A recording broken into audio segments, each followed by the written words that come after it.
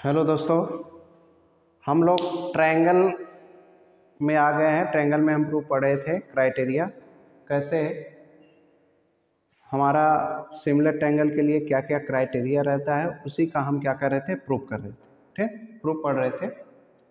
तो आज का जो हम प्रूफ देखेंगे कि एंगल से कैसे दो ट्रायंगल हमारे सिमिलर होते हैं। ठीक है, ये हम देखेंगे कि कैसे हमारे जो दो ट्रायंगल सिमिलर होते हैं अगर उनके corresponding to angles are equal.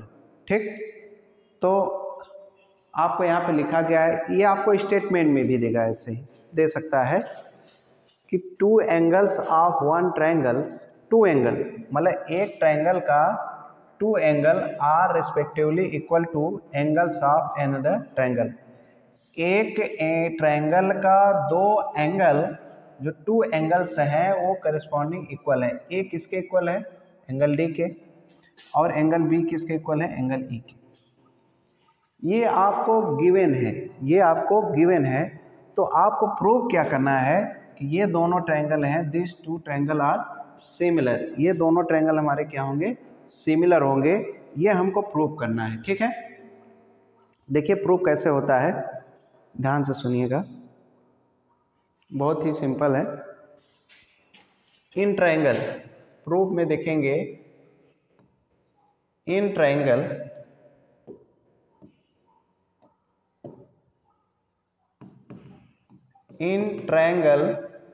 ABC, आप फिगर में देखेंगे ABC में हम जानते हैं, we know that angle A plus angle B plus angle C अगर ऐड करते हैं तो हमारा क्या होता है, 180 आता है। ये आप लोग प्रीवियस ये क्लासों में पढ़े होंगे। The sum of three angles of a triangle is 180 degree, ये आप पढ़ेंगे। इक्वेशन नंबर फर्स्ट इसको ले लेते हैं। ठीक, अब देखिए ये हमारा क्या होगा, एंगल, अब इन ट्रायंगल DEF में, इन DEF में हम क्या लिख सकते हैं, angle D plus angle E plus angle F equal to 180 degree. This is equation number first. From equation first and second we get there is the right hand side are equal, and that's why that will be left hand side also will be equal। अगर आपका right hand side equal होता है तो mathematics का नियम है कि left hand side भी इक्वल होता है। ठीक, अब देखिए हम क्या काम करते हैं, इन दोनों from equation first and second, from equation first and second we get क्या वी गेट कर रहे हैं बेटा, कि हमारा ये अगर इक्वल है तो ये भी आपस में इक्वल होंगे। Angle A plus angle B plus angle C equal to angle D plus angle E equal plus angle F। But आप थोड़ा सा यहाँ से देखिए, but from given A equal to D है, B इक्वल टू E है, तो जहाँ A है वहाँ D पुट कर दे रहे हैं, जहाँ B है वहाँ E पुट कर दे रहे हैं। ये हमको गिवन दैट है।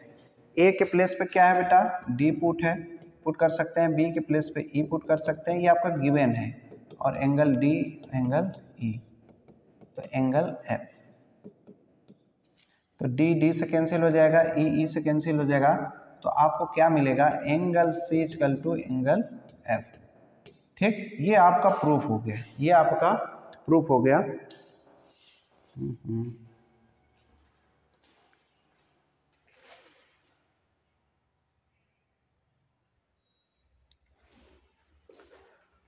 तो हम लोग क्या देख रहे थे कि आपका क्या हो गया, हम पुट कर रहे हैं, ये D से कैंसिल हो जाएगा और E से कैंसिल हो जाएगा, तो angle C equal to angle F।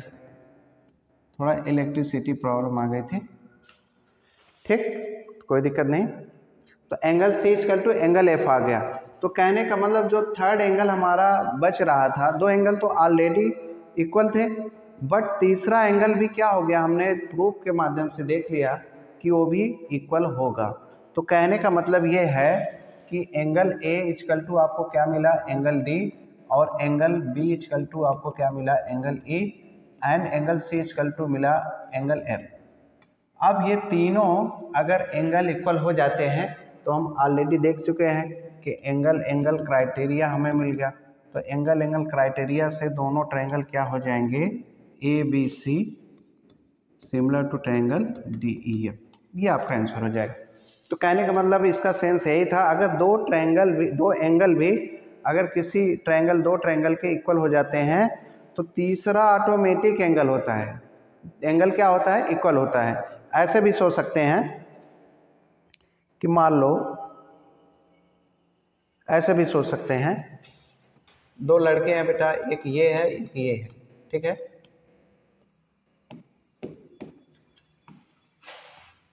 ये है, ठीक। अब मान लेते हैं इसके पास भी 100 रुपया है, इसके भी पास 100 रुपया है, ध्यान से सुनेंगे। अब मान लीजिए ये 50 रुपया का क्या खा गया, 50 रुपये का मान लीजिए फुल्की खा गया, और 20 रुपया का क्या खा गया, समोसा खा गया, ठीक। ये फुल्की खा गया 50 रुपये का और 20 रुपया का समोसा खा गया। ये भी क्या काम करता है, 50 रुपया का जो है आपका फुल्की खा गया, 20 रुपया का समोसा खा गया। अब बताओ इसके पास कितने पास पैसा बचा, तो इसके पास 30 रुपये बचे, 30 रुपीज़ बचे, इसके पास भी क्या बचा, 30 रुपये बचा कि नहीं। तो दो अगर इक्वल हो गए तो तीसरा का भैया ऑटोमेटिक प्रूफ होता है, ठीक ना, ऑटोमेटिक इक्वल हो जाता है, ठीक है। आप इसको बेटर समझ गए होंगे, और अगर समझ गए कि इसको बढ़िया बाकायदा नोट में लिख लीजिए, ये आपको बहुत काम देने वाला है ज़िंदगी में। कोई भी एग्ज़ाम देंगे मैथमेटिक्स में, ये आपको हेल्प करेगा। Thank you.